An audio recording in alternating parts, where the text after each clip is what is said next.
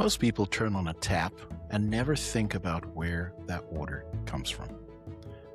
They don't think about the treatment system that removed what shouldn't be there, the professionals who designed and installed the treatment equipment, or the regulation crafted to set a standard, a minimum standard to protect health and safety.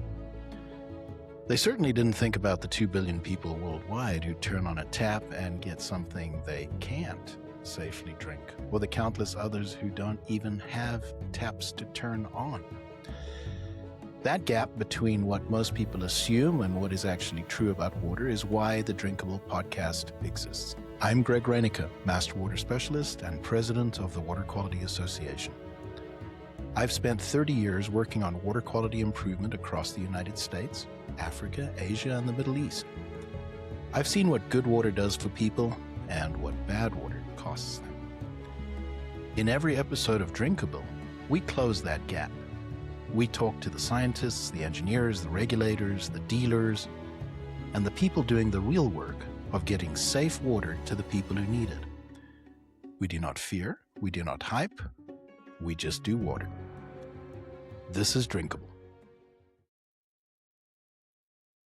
Welcome to the Drinkable podcast. Today, we're talking about corrosion protection, corrosion control, and how electricity can make your water heater last longer. It's my great pleasure to be joined by Vincent Veilleux.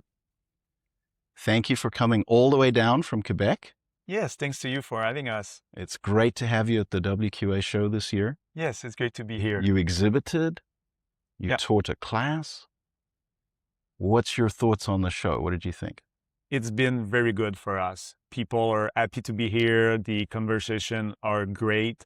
We have a lot of customers here too. So it's nice to be able to see those people. The convention with all the speakers, it's interesting to have a pulse of what's happening in real time and what we see in the future. It's been very nice.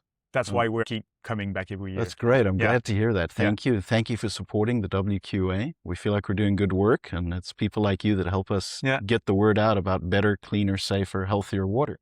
Yes, you do. And we will be on committees. Thank you. Hopefully, if we can join, we would like to do that too. Oh, that's fantastic. So Corro-protec, in my personal life, we learned about 4 or 5 years ago, and one of our companies started using the products. We've been very happy with them. They work really well. But I realized not a lot of people understand how cathodic protection works, why it's important. So I'm thinking today we talk about the history of your company, a little bit about the family and what you guys do on the bigger scale beyond just residential water heaters and smaller water heaters. Yes. And then we'll talk a little bit about the chemistry of why anode rods even exist in a water heater. Perfect. And how the electrical anode can change the game completely. Yeah. So tell us about the business. First of all, Corro-protect. Yeah, that's good. Yeah, Corro-protect. Yeah. I know it's a hard name to say. So it's all started back in 2006. It's our 20 year now. We were doing some municipal protection. So we are protecting with a sister company, underground water pipe, cell phone towers, a big city water tower too. And one day we were doing a water tower in Bécancour, Quebec. And we were like, this is a giant water heater. And this is where it clicked to say, okay, so we are doing all those things with cathodic protection, impressed current cathodic protection, you call it. And we were like, we need to do this with water heaters. There's 10 million water heater change every year.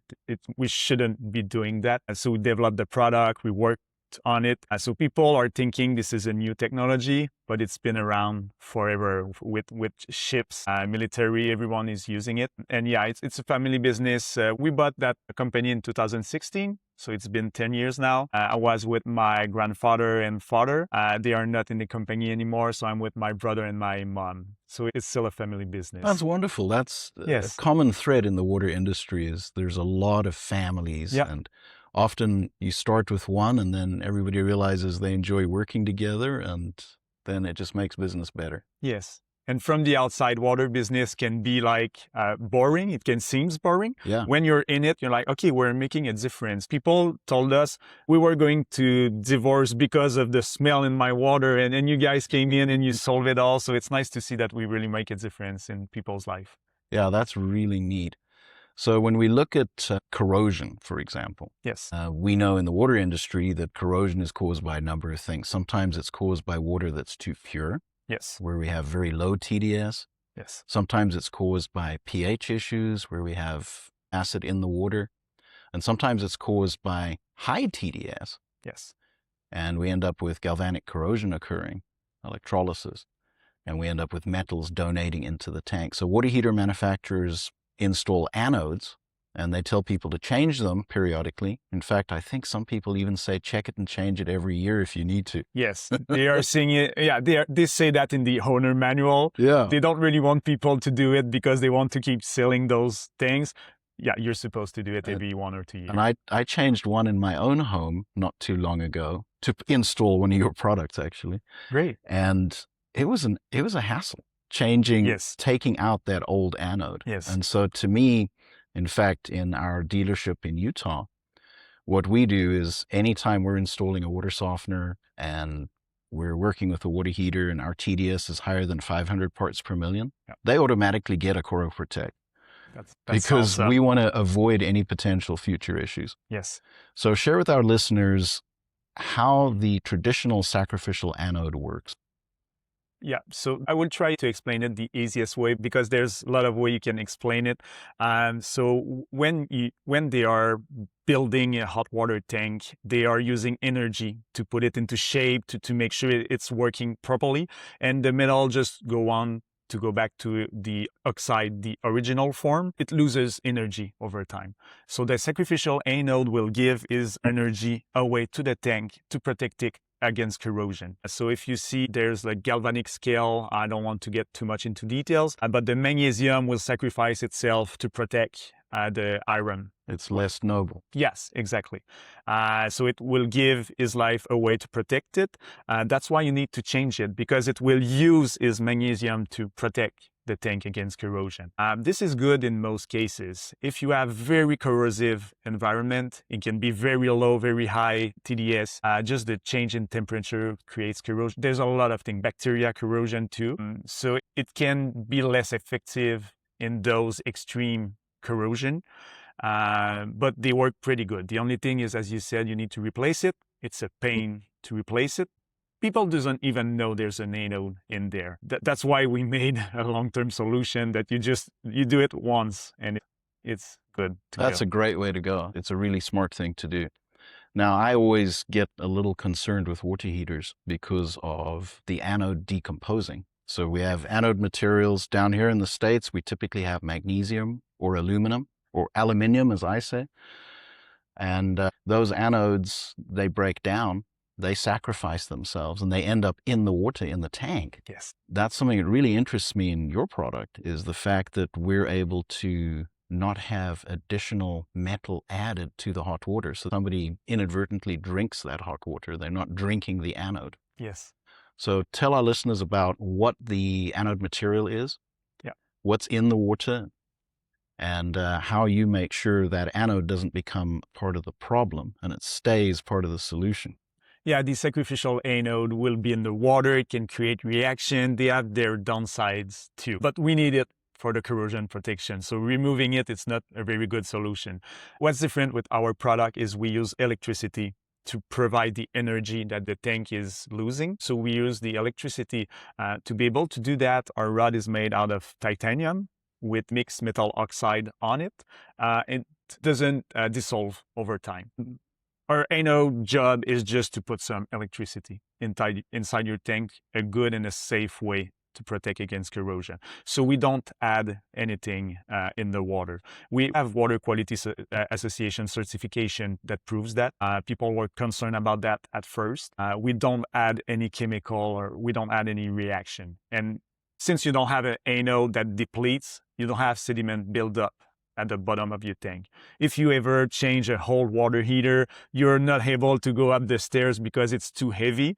this is sediment buildup at the bottom because of corrosion, because of the anode.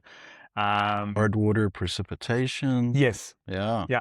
So we solved that, and we are even seeing the heating element, like for an electric tank, that stays cleaner, so it's more efficient over time too. So there's a lot of things going on inside the tank. That's wonderful. So a lot of people solve scaling issues on water heaters with water softeners, obviously. Yes. Or sometimes even polyphosphate feeders or salt-free scale control devices.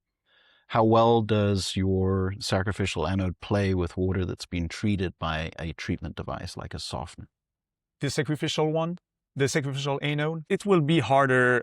It will work harder to be able to protect the tank when you have some kind of softener. So that's why it cannot adapt itself. So the sacrificial anode can sacrifice a bit. What we do with impressed current is we are able to put more electricity in the water. So if the water is more corrosive, we will just put more electricity to be able to stop the corrosion. But yes, softener will change the water chemistry. People need a softener. Nobody's going up in the morning and say, hey, I'm going to buy a softener today. You're buying one because you need it, right? And if you need it, it's because you have like very hard water, and this is very corrosive for the tank too. But by making the water soft, it will eat the anode also. So that's why you need to have protection against that. Good, thank you. It's always interesting seeing how people often misunderstand what's going on in a water heater. We have hard water, we install a water softener, but the water is extremely hard and the softener takes out all that hardness. Yes. And then they might notice an odor, or they might notice something going on in the water heater, and they mistakenly think the softener caused corrosion. But of course, we know the softener doesn't cause corrosion, but it exposes the chemistry in the water that was hidden by the hardness. Yes. And with a regular anode, that corrosion can feed bacteria. Yeah. That bacteria then creates tastes and odors. Yes.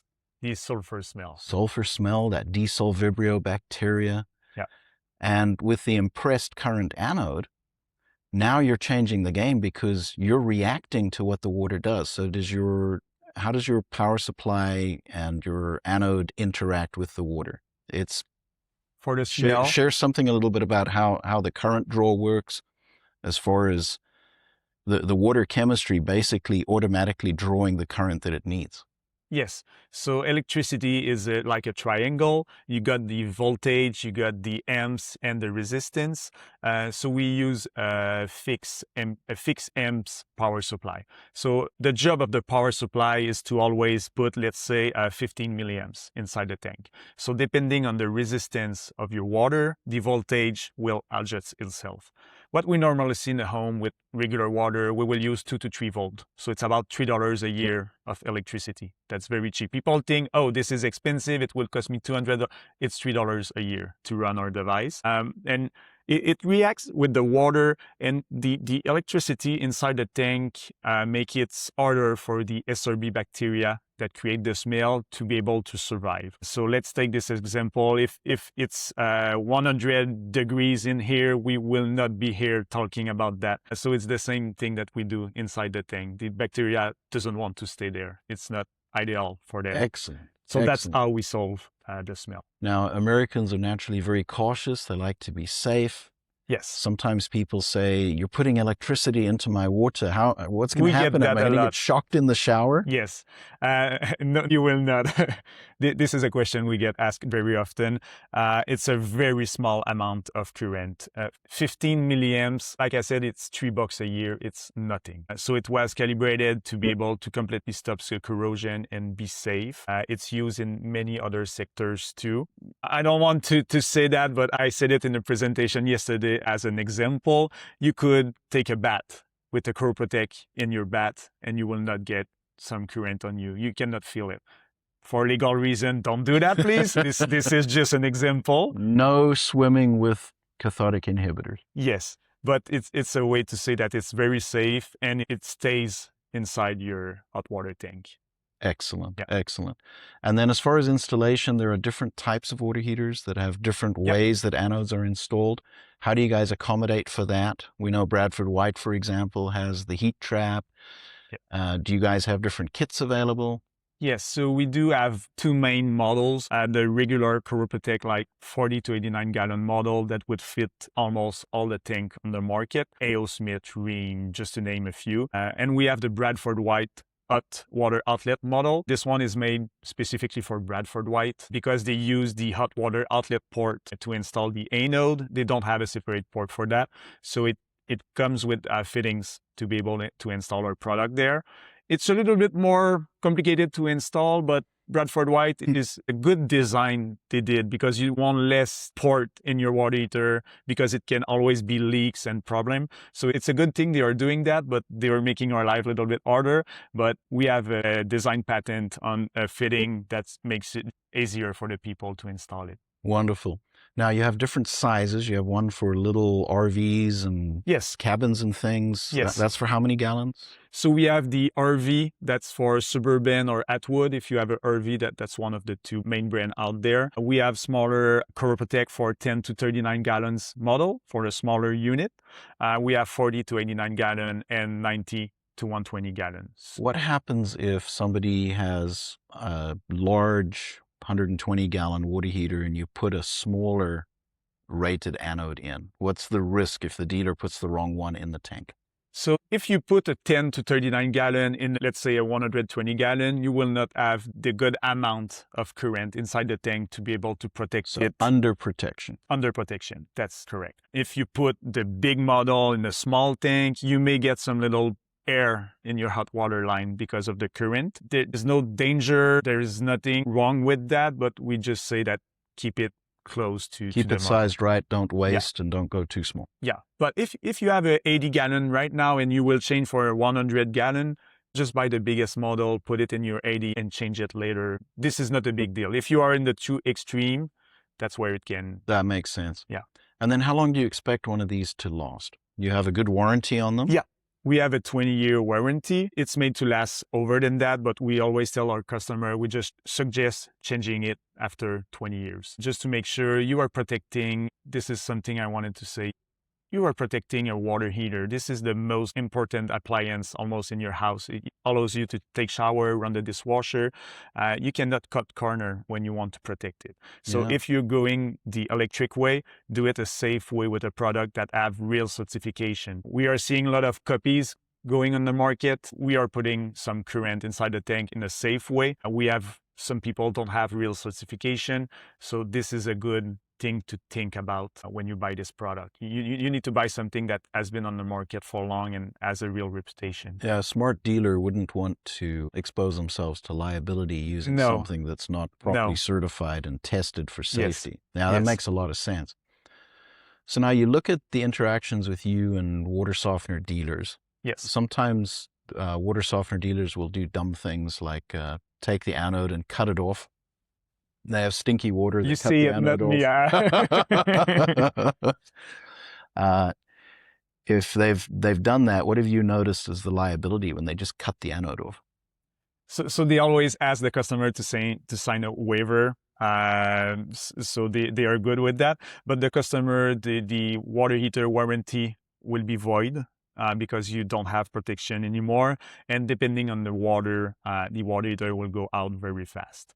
And it's more, like I was saying, it's more and more expensive. There's new regulation coming in the coming years that will make it even more expensive for you to buy a water heater because they are more efficient. We are going on the good direction, but it makes more and more sense to protect it. Removing the anode, if you just bought a $2,000 water heater, doesn't make any sense. You're just removing the protection you have against corrosion. Yeah, that's exactly right. And when you have odor in a water heater, it's a symptom of a corrosion problem. Yes. And removing the anode doesn't fix the problem. No, it makes it worse. Yeah, replacing the anode with an impressed current device, that helps fix the problem and the symptom. But you might even still have to do additional water treatment before the water heater to protect things and help things work better. Yes. If somebody's using a polyphosphate scale control device, is there any negative to the effect of the Corro-protect? Will it hurt the Corro-protect if there's phosphates in the water? Does that coat the anode or do anything like that? Or is the Corro-protect okay? Yeah, that's a good question. We get asked a lot. I got this kind of system. There's a lot. We are not water treatment specialists. This is your job. We don't want to get into that. But no matter what system you will have inside your home, our product will work with it. If we're coming back to the beginning when I explained the triangle of the current, the fact that we always want to have 15 milliamps inside the tank to protect.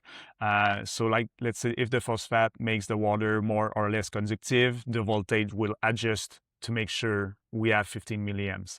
This is the lifesaver to be able to do that, because otherwise you will have way too much current to protect the same tank. It will create some problems. But since it adjusts itself like that, no matter what type of water treatment you put first, we will be able to help with that. So let's talk about some technical challenges. Yes. Not everything goes right in the field. Sometimes there's things that don't go according to plan. Always. So we've talked about your different models. You have the regular anode where there's a separate anode port. Yes. And then you have the anodes that are in the hot water port, and you have a separate model for that. Yeah. What happens if the dealer's trying to get that old anode out and it's gold in and it just doesn't want to leave? What do you do now? We see that a lot on the field, like you said. It's very easy. You just use our hot water outlet, the Bradford White model. You installing it in the hot water outlet port. So this is not just for Bradford White. If you have a regular water heater, it's easy to install a regular model. If it's stuck, you just use the other model. You installing it in the hot water outlet port. And people, you can leave the old magnesium anode in the tank. We will still take care of the smell, the corrosion, and everything. So people are stressed when they say, oh, I'm not able to remove it. It will still have the smell. We will take care of the smell. Oh, that's excellent. Yeah. It's excellent. Any other technical issues that you've noticed that would be good for our listeners to hear about, particularly our water treatment professionals that are going to be using these things out in the field? People are asking a lot about the you need to plug it in. Mm-hmm. We have a 12-foot cord, so normally when you're putting water treatment, you need electricity. So do we. So you can use our power supply to plug that in. No, we get that question a lot. If it can be a DIY. I know that in some states, water treatment cannot work on the water heater. We see that can happen in some states. The customer it can be a DIY installation. So you could just say, hey, okay, you having the smell, I cannot do it for you. You can install it yourself in about 15 minutes. The hard part is to remove the magnesium anode. Our product is very easy to install. Excellent. That makes a lot of sense. That's very helpful. Any other tech tips for dealers? Anything else they should think about apart from put one on every job? Yeah, put one on every job. Just keep our 2 model in your truck. If you will get an anode rod that is stuck inside the tank, just make sure you have both models in the truck. And we don't ask our reseller to be perfect in the powered anode rod business. We have dedicated customer service. We take care of the warranty process and everything. We just want you guys to have an easy solution to solve problem that the customer can have, and we take care of the rest. That makes a lot of sense. Good. So looking at the industry, you've been on the show floor this week. Yes. You've been working hard. You and your team have been little bundles of Quebecois energy all over the place. Yes. How do you see the water treatment market right now? We are seeing some changes. We are seeing, last year we were talking about the water that we use for like renewing I don't remember how it called, for the water softener. We are seeing that the market is changing a little bit, and people are more and more cautious about the environment, and they want to make it right for customer. So we are seeing more people telling the customer, hey, I'm putting a water softener. You might be having some smell after that. We got a fix for that. So people are proactive instead of being reactive. And I think that with more and more laws coming every year, it's changing very fast. I gave the example about the water heater. They want to I don't remember, I think it's 2030. They want a percentage of the water heater in the market to be heat pump, Yes. hot water tank. Mhm. Those are very expensive. Mhm. They work very good, so you need to protect it. So the way I see the markets going, I think we will work more and more with you to be good partners. If you were to tell me 5 years ago that I would be as invested as we are right now in WQA, I will not have understood it. Water treatment was another planet for me. But when we started working with water treatment guys, we said, okay, we are working together. It's just a great fit. We need to continue doing that. And we almost have as many water treatment guys and plumbing guys right now in our reseller network. Yeah, that makes a lot of sense because a true water treatment specialist provides solutions. They come to people's homes, they solve their water problems, they make their lives better. Yes. And you don't want to create unintended consequences. If you've got high TDS water and you put a softener on, there are unintended consequences. And unless you plan ahead and put in Corro-protec or a similar product that's properly certified and safe, yes, then you're going to have problems down the line and you're not really helping your customer. Any parting thoughts for our listeners as we close the interview? Anything you'd like people to remember, to take away from our discussion today? What's the most important thing they should remember?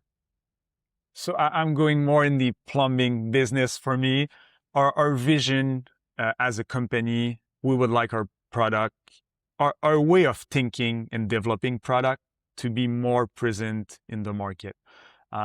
We treat water heater like they were disposable.